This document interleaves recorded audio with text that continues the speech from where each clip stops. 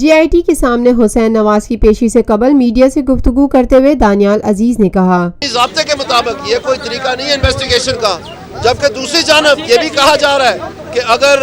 تھانی صاحب جو ہے یا کوئی بھی گواہ پیش نہ ہو تو ان کا موقف جو ہے وہ پھر کمزور پڑ جائے گا، تو جو پیش ہو رہے ہیں ان کو کہہ رہے ہیں کہ آپ کیوں پیش ہو رہے ہیں، تو یہ ایک ناجائز ہم نے سمجھا کہ قواعد و ضوابط کے مطابقت سے باہر رہ کے کوئی چیز نہیں ہونی چاہیے، اور اس پہ اتفاق کیا ججز نے اور اس کے اوپر آرڈر بھی کیا، اور یہ غلط خبر دی جا رہی ہے کہ مسترد ہوگی ساری بات، ایسا نہیں ہے، پوری ہم نے اپنا احتجاج ریکارڈ کیا، کمپلینٹس ریکارڈ کی، اور اس کے ساتھ ساتھ جب یہ کہا جاتا ہے ایک گواہ کو کہ آپ نے پھنس جانا ہے، آپ نے 16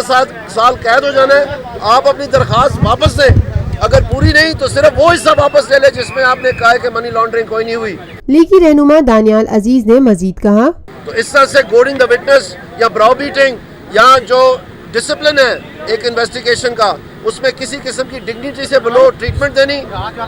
کسی کو یہ بار بار جھوٹا کہتے رہے اٹھ کے باہر آگے، وہ یہ کوئی طریقہ نہیں ہے، یہ اکیوز نہیں ہے، یہ وٹنسز پیش ہو رہے ہیں اور سپورٹ کر رہے ہیں پاکستان کے عدالتی نظام کو، تو ان کے ساتھ اگر اس طرح کا سلوک ہوگا تو پھر ظاہری بات ہے انویسٹیگیشن کو متاثر کیا جائے گا اور قانون کی بھی دھجیاں اڑائی جائیں گی۔ تو یہ معاملات ہم نے عدالت کے سامنے پیش کیے، اور انہوں نے بھی کہا کہ ایک سسپیکٹ، یہ لفظ تھا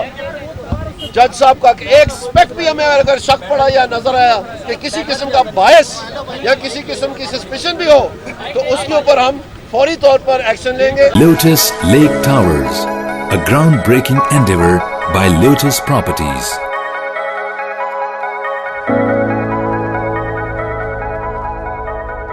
ملکی، بین الاقوامی، سماجی، سیاسی، تجارتی، ثقافتی،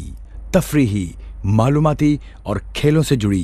ہر چھوٹی بڑی خبر کا مرکز TNN TV۔